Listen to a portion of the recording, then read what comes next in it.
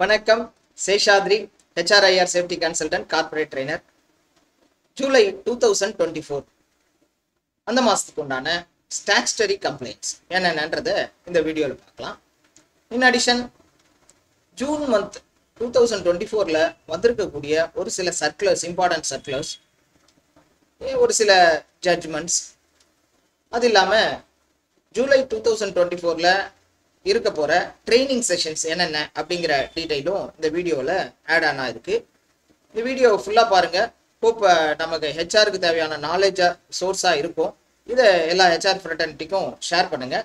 இதில் ஏதாவது இம்ப்ரூவ்மெண்ட் வேணும்னாலும் you can suggest, will improve. இதோட பிபிடி வேணுன்றவங்க ஆல்ரெடி நீங்கள் யாரெல்லாம் வந்து எனக்கு மெயில் பண்ணியிருக்கீங்களோ, இன்ஃபர்மேஷன் கொடுத்துருக்கீங்களோ அவங்களுக்கு ஆஸ் யூஷுவல் வந்துடும். வராதவங்க மட்டும் உங்களோட name, email ID, phone number இது வரைக்கும் அனுப்பிச்சிங்கன்னா இந்த மாதம் இந்த பிபிடியும் உங்களுக்கு அனுப்பி வைக்கிறேன்.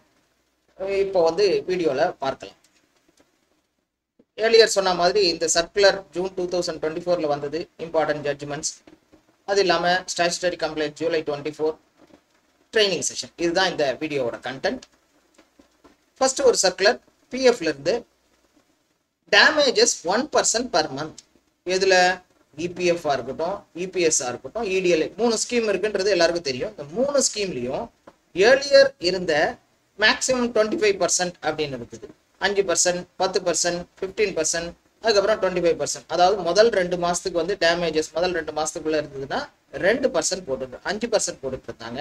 அடுத்த 2 மாதம், அதாவது 4 மாதம் வரைக்கும் 10% டேமேஜ்னு இருக்குது. அடுத்தது வந்து 6 மாதம் வரைக்கும் 15%, அதுக்கு மேலே போனால் 25% அப்படின்னு ஏர்லியர் இருந்தது. அதை மாற்றி மாதம் 1%, அதாவது ஒவ்வொரு மாதம், ஒரு மாதத்துலன்னா 1%, 2 மாதம்னா 2%, 3 மாதம்னா 3%.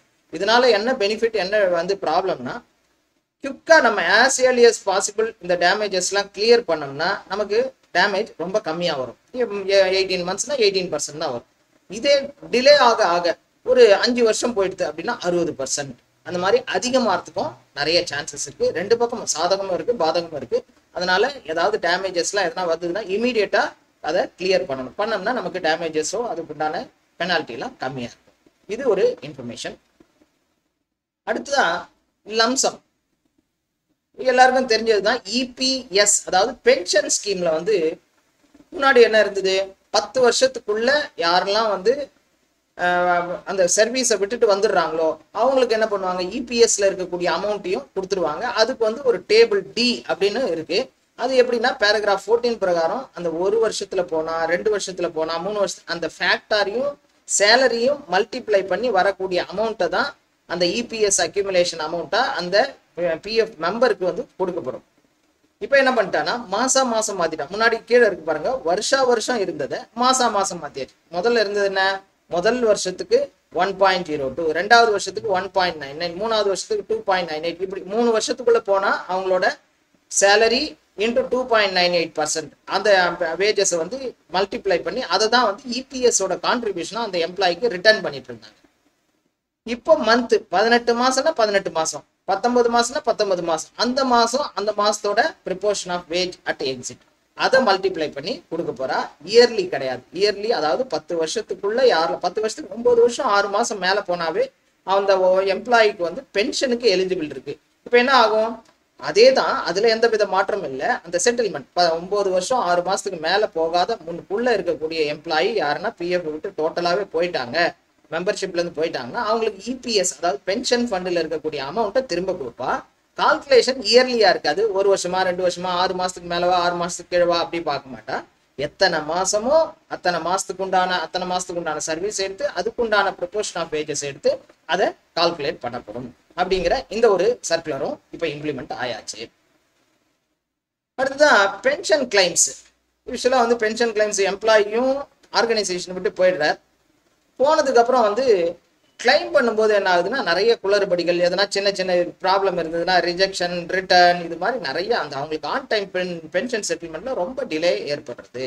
அதனால பிஎஃப் ஆஃபீஸ் என்ன பண்ணுங்க, ஒரு ஹெல்ப் டெஸ்க் ஸ்பெஷலா பென்ஷன் கிளைமுக்கு மட்டும் ஒரு ஸ்பெஷல் டெஸ்கை கிரியேட் பண்ணி யாரெல்லாம் பிசிக்கல் ஃபார்ம்ஸ் எல்லாம் சப்மிட் பண்றாங்களோ அவங்களுக்கு அசிஸ்ட் பண்ணி ஒரே தடவை சப்மிட் பண்ணாங்கன்னா அதை வந்து அப்ரூவ் ஆகிற மாதிரி அதுக்கு உண்டான எல்லா டாக்குமெண்ட் இதெல்லாம் வேணும், ஒரு செக்லிஸ்ட்டை வந்து ப்ரிப்பேர் பண்ணி இந்த செக்லிஸ்ட்ல இருக்க எல்லாத்தையும் கொண்டு வாங்க அப்படின்ற ஒரு அசிஸ்டன்ட் பண்றாங்க. ஆன்லைன் கிளைம் எல்லாத்தையுமே ஆன்லைனா கன்வெர்ட் பண்றதுக்கு உண்டான முயற்சியும் எடுத்துட்டு இருக்கா.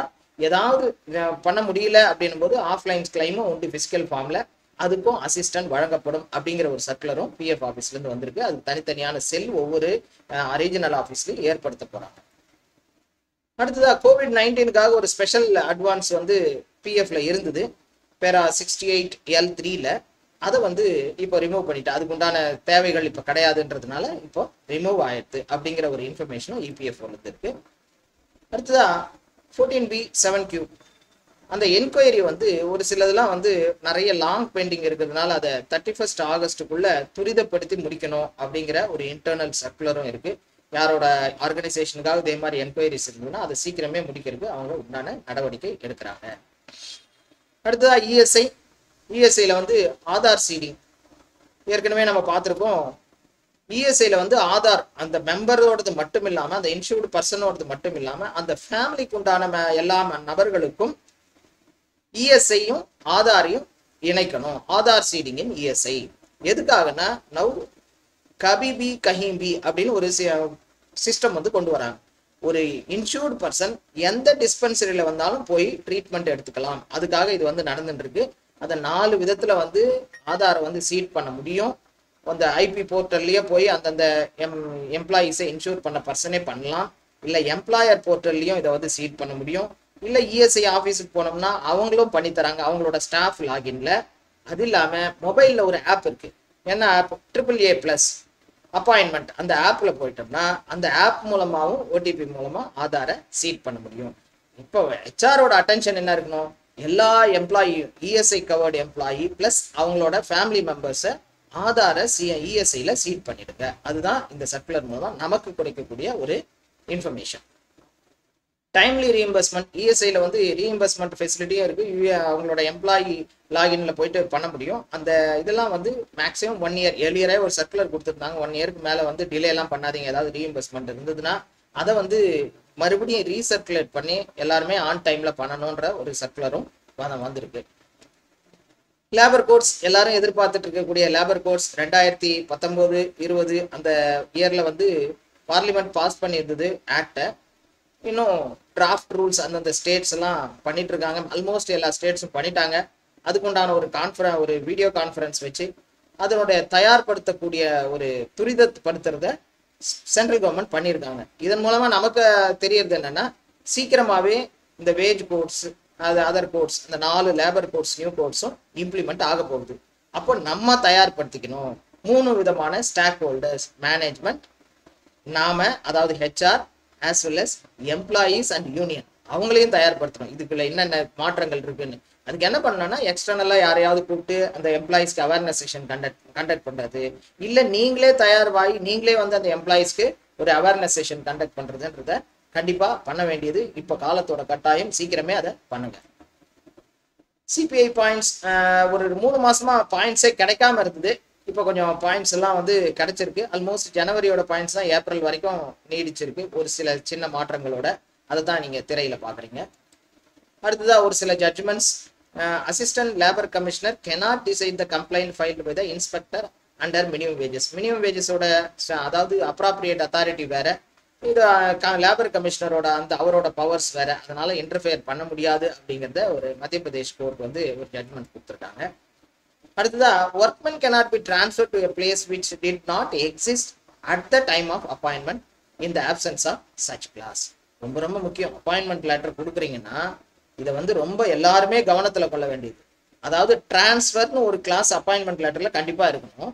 அந்த டிரான்ஸ்ஃபர் கிளாஸ்ல வந்து இப்ப இருக்கக்கூடிய உங்களோட எந்த பிரான்ச்சுக்கு வேணாலும் டிரான்ஸ்ஃபர் பண்ணலாம், ஃபியூச்சர்ல வரக்கூடிய பிரான்ச்சுக்கும் டிரான்ஸ்ஃபர் பண்ணலான்ற அந்த வேர்டு கண்டிப்பா இருக்கும். இந்தியாலயோ அப்ராட்லயோ எங்க வந்தாலும் டிரான்ஸ்ஃபர் ஆகும் அப்படிங்கிற அந்த வேர்டு வந்து அந்த சென்டென்ஸ் உங்களோட அப்பாயின்மெண்ட் லெட்டர்ல கண்டிப்பா இருக்கணும். இல்லைன்னா அந்த இதே மாதிரி கேஸ்ல போயிட்டு நம்ம பவுன்ஸ் ஆயிடுவோம். அதனால be careful on appointment letters. அடுத்ததா பாஸ்ட் கம்ப்ளைண்ட்ஸ் பார்த்தீங்கன்னா இப்போ ரீசெண்ட் டேஸ்ல நல்லாவே நிறைய இன்க்ரீஸ் ஆயிடுச்சு. 2013 தான் இந்த சட்டம் அமலுக்கு வருது. அப்படியே அந்த கம்ப்ளைண்ட்ஸ்லாம் பார்த்தோம்னா இப்போ கம்மியாக தான் இருந்திருக்கு, பெருசா ஒன்றும் இல்லை. இந்த ஐடி இண்டஸ்ட்ரியில பர்டிகுலர்லி பார்த்தீங்கன்னா எவ்வளோ இன்க்ரீஸ் இந்த லாஸ்ட் இயர் 23-24 வந்து நல்ல ஹைக் இருக்கு அப்படிங்கிறத பிரிண்ட் மீடியா ரிப்போர்ட் பண்ணியிருக்காங்க. கம்ப்ளைண்ட்ஸ் பார்த்தோம்னா இந்த மாதம் as usual PF ESI 15th நம்ம கட்டணும். 15th ஜூலை 15th ஜூன் இருக்கு. இந்த 15th ஜூலைக்குள்ள நம்ம கட்டணும். அதை கட்டிட்டோம்னா போன மாதத்துக்கு அதாவது ஜூன் மாதத்துக்கு உண்டான ஜூலைக்குள்ள கட்டணும். அடுத்த கம்ப்ளைண்ட்ஸ் இடிஎல்ஐல நீங்கள் ஏதாவது எக்ஸம்ஷன்ஸ் வாங்கியிருந்தீங்கன்னா ஃபார்ம் 7IF அதை வந்து 25th ஜூலைக்குள்ள பிஎஃப் ஆஃபீஸில் சப்மிட் பண்ணணும். சிஎல்ஆர்ஏ கான்ட்ராக்டருக்கு half yearly return contractor submit பண்ணுறதை நம்ம என்ஷூர் பண்ணணும். எல்லா கான்ட்ராக்டரும் 31st ஜூலைக்குள்ள ஜனவரி டு ஜூன் உண்டான பீரியடுக்கு ஆஃப் இயர்லி ரிட்டர்ன்ஸ் சப்மிட் பண்ணணும். எல்லாருக்கும் தெரிஞ்சது ஆஃப் இயர்லி ரிட்டர்ன்ஸ் ஃபேக்டரியோட ஆஃப் இயர்லி ரிட்டர்ன்ஸ் ஆன்லைனில் டிஷ் போர்ட்டலில் நம்ம வந்து 31st ஜூலைக்குள்ள சப்மிட் பண்ணணும்.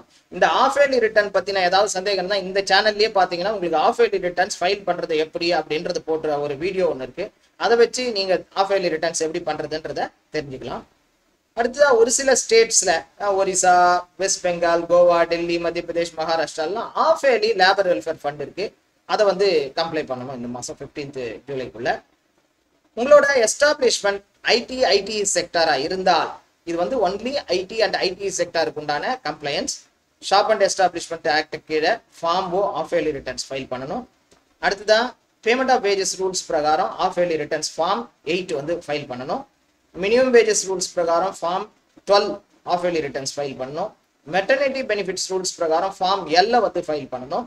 பேமெண்ட் ஆஃப் கிராஜுவிட்டி ரூல்ஸ் பிரகாரம் ஃபார்ம் 5 ஆஃப் இயர்லி ரிட்டர்ன். இந்த ஆஃப் இயர்லி ரிட்டர்ன்ஸ்லாம் எப்போ 31st ஜூலைக்குள்ள அப்ராப்ரியேட் கவர்மெண்ட் அத்தாரிட்டி கிட்ட, அதாவது லேபர் கமிஷனர், எந்த லேபர் கமிஷனர் கிட்ட உங்களுக்கு வருதோ லேபர் ஆஃபீஸ்ல அவங்க கிட்ட இதெல்லாம் சப்மிட் பண்ணணும். ஆன்லைன்ல சப்மிட் பண்ணணும்னு இருக்கு, ஆனா ஆன்லைன்ல இன்னும் ஃபுல் ஃபிளட்ஜா ஒர்க் ஆகல. அதனால ரெஜிஸ்டர் போஸ்ட்ல அனுப்பிச்சிடுறது நல்லது. ட்ரைனிங் இந்த மாசம் பாத்தீங்கன்னா வெரி குட் ட்ரைனிங் நம்ம இப்ப பார்த்துட்டு இருக்கோம். லேபர் கோர்ஸ் எல்லாம் வந்து கேரிங் அப் ஆயிட்டு இருக்கு. அதனால எப்படி ஒரு ஆர்கனைசேஷன் ப்ரிப்பேர் ஆகணும் இப்போ பார்த்தோம். ஆர்கனைசேஷன் எப்படி வந்து ப்ரிப்பேர் ஆகணும், புது லேபர் கோட் வரப்போது அதை வந்து திடீர்னு ஒரு நாள் வந்து நம்ம முடிக்கக்கூடாது. அப்போ we should get ready for the labor codes. என்னெல்லாம் நம்ம வந்து தயாராகணும், எந்தெந்த விதத்துல தயாராகணும், எந்தெந்த விதத்துலாம் நமக்கு பாதிப்பு வரலாம், சாதகம் இருக்கு பாதகம் இருக்கு அப்படின்ற ஒரு கம்ப்ளீட் செஷன் வந்து 12th ஜூலை வந்து ஹோட்டல் கல்யாண்ல சென்னையில நடக்க போகுது. அது இல்லாம cost saving through waste elimination. வேஸ்ட்டை எலிமினேட் பண்ணாவே நிறைய காஸ்ட்டை சேவ் பண்ண முடியும். எல்லாரோட எதிர்பார்ப்பும் காஸ்ட்டை சேவ் பண்ணாதானே ப்ராஃபிட் வரும். ஸோ அந்த காஸ்ட்டை எப்படியெல்லாம் சேவ் பண்ணலாம், இது பியூர்லி டெக்னிக்கல் பீப்புளுக்கு உண்டான சூப்பரான செஷன். வேஸ்ட் எலிமினேஷன் பண்ணி எப்படிலாம் நம்ம காஸ்ட் சேவ் பண்ணணும், என்னென்ன டெக்னிக்ஸ் இருக்கு, என்ன டெக்னிக்ஸ் மூலமா என்ன மாதிரி வேஸ்ட் எல்லாம் நம்ம வந்து எலிமினேட் பண்ணி சேவ் பண்ண முடியும்ன்றத 17th ஜூலை சென்னையில ஹோட்டல் கல்யாணம் நடக்க போகுது.